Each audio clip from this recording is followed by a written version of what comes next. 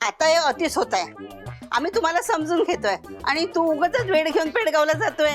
मी तर मगाशी तुम्हाला लग्नाबद्दलच विचारणार होते. तुम्ही काहीतरी ठरवलंच असेल ना, काय कधी कुठे कसं, म्हणजे हॉल वगैरे. आता लग्नानंतर तुला काय बोलायचं? आता सारखं यश बोलायचं की गुड्डे आता ते सोसायटीचे जावई होणार आहेत. त्यांना अरे तुरे म्हणायचं नाही.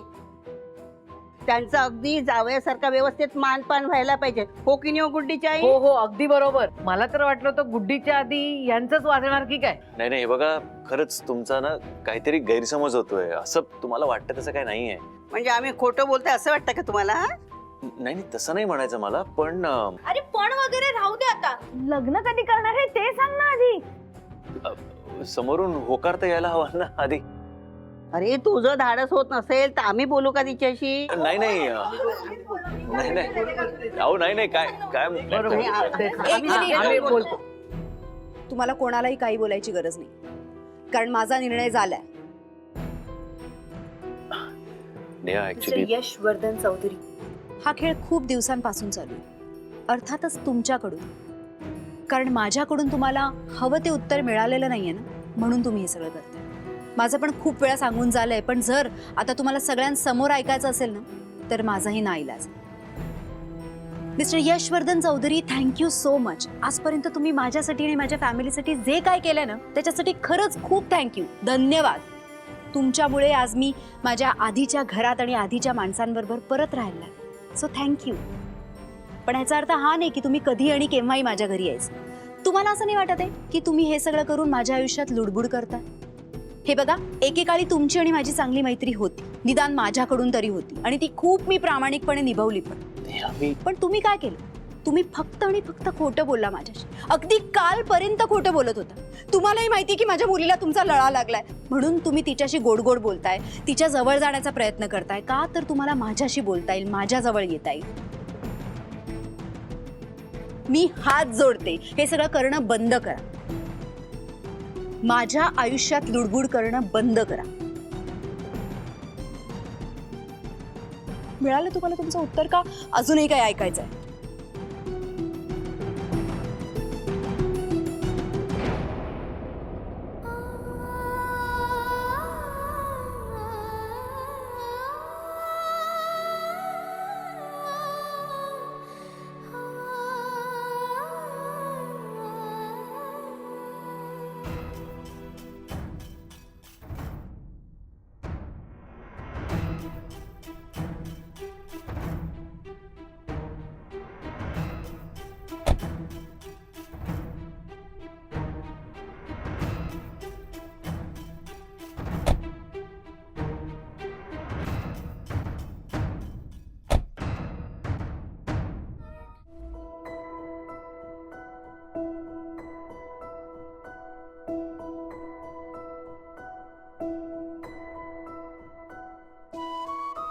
काय कुठे हरवली आहे? सगळं गॅस नुसताच चालू आहे.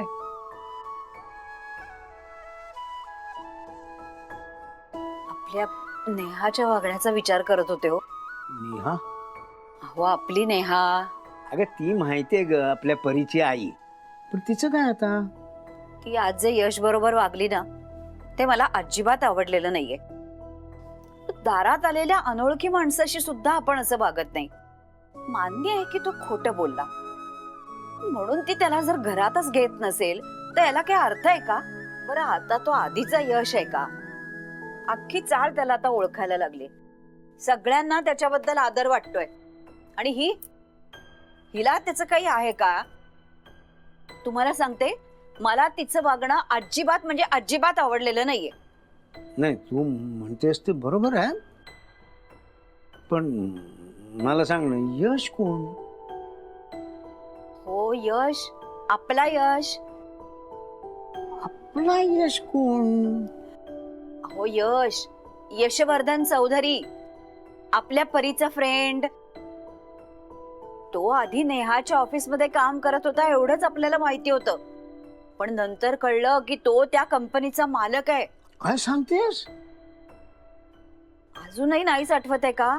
नाही, तुला त्याच्या कंपनीचं नाव आठवतं? आता तेवढं मला माहिती नाहीये हो. अहो पण आपल्या नेहाची कंपनी तीच त्याची कंपनी. म्हणजे तो आधी नेहाच्या कंपनीत काम करत होता आणि नंतर त्या कंपनीचा मालक. असं कसं काय अचानक मालक झाला? नाही, चूक तुमची नाहीये, माझीच आहे. तुम्ही हा असा सगळा गोंधळ घालणार हे माहिती असून सुद्धा मी तुमच्याशी बोलत बसले. जा, तुम्ही तुमचं काय काम करत होतात ते करा, जा. परत आलं मला आठवण केलीस ते. मी बाहेर काय काम करत होतो तेच विसरलो. जाऊ दे, बघतो आता. ह्यांचं एक काय करायचं ते कळतच नाहीये. सगळंच विसरायला लागलेत. ती नेहा तिकडे वाटेल तशी वागते. कोणाला काय समजवायचं आणि कसं समजून घ्यायचं तेच मला काही कळेनासं झालंय. परी, हे घे बाळ, खाऊन घे, चल.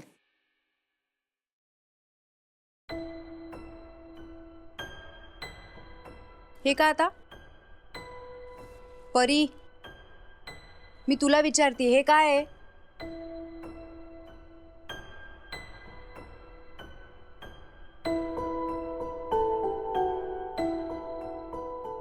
आता हे सगळं काय नवीन? यापुढे मी अशी सांगणार आहे, असंच बोलणार आहे. आणि हो, मी इथेच उभी राहणार आहे. तुला असं नाही वाटत आहे की तुझा शहाणपणा आता वाढत चाललाय? तू चुकीचं वागायचं आणि वर मलाच बोलायचं. मी तुझ्याशी कुठे चुकीची वागली? माझ्याशी नाही, पण फ्रेंडशी तर चुकीची वागलीस ना. तू त्या बेचाराला घरात पण येऊ दिलं नाहीस. माझ्या बाबतीत नाही, पण त्याच्या बाबतीत वाईटच आहे. कट्टी आहे मी तुझ्याशी. तू आता जास्त चुरू बोलायला लागलीस. पण मी काय चुकीचं बोलतेय का? तूच मला बोलतेस ना की दारात कोणी आलं तर त्याला घरात घ्यायचं, पाणी द्यायचं, त्याच्याशी नीट बोलायचं. मला तसं सांगते आणि स्वतः कशी वागतेस? ती अगदी चुकीचं बोलती असं नाहीये. चूक माझी आहे. परी समोर मी यश बरोबर असं वागायला नको होतं. हे बघ परी, तू जे काय बोलते ते सगळं खरं आहे, पण ते ओळखीच्या माणसांसाठी खरं आहे. आणि आता तो यश तुझाही फ्रेंड राहिलेला नाही आणि माझाही फ्रेंड नाही. त्यावर तो आपल्याशी खोटं बोलला. आणि बेस्ट फ्रेंड कधी खोटं बोलत नाही आणि खोटं वागत पण नाही. त्यामुळे त्याच्याशी चांगला वागायचा प्रश्नच येत नाही. आणि हे बघ, आपण जर वाईट माणसांबरोबर राहिलो ना तर आपण पण त्यांच्यासारखं वाईट वागायला लागतो. त्यांच्या बॅड हॅबिट्स आपल्यालाही लागतात. सो जी माणसं बॅड असतात ना ती बॅडच असतात. काय चाललंय हे? परीला चांगलं वाईट सांगण्याच्या नादात आता मीच चुकीची वागायला लागली. वाद माझा आणि त्याचा आहे ना, मग मी परीच्या मनात का असं चुकीचं भरवतीये? बोल नाही, गप्प का झाली? बोल. हे बघ, आता याच्यावर चर्चा करायला आता वेळ नाहीये. चल तू आधी आत ये, मग बोलू आपण. नाही, तू फ्रेंडला आत घेतलं नव्हतंस ना. हे बघ परी, तो पुढच्या वेळेला आला की मी त्याला नक्की आत घे. चल ये आता तू. नाही, तू त्याला आत्ताच्या आत्ता फोन कर. कोणाला? फ्रेंडला. आता का? सॉरी म्हणायला. हे बघ परी, मी काय त्याला आता सॉरी म्हणणार नाही. ते मला माहित नाही, पण मी घरात येणार नाही. ठीक आहे, थोड्या वेळाने मी त्याला फोन करीन. तू आधी आत ये. नाही, आत्ताच्या आत्ता फोन कर त्याला.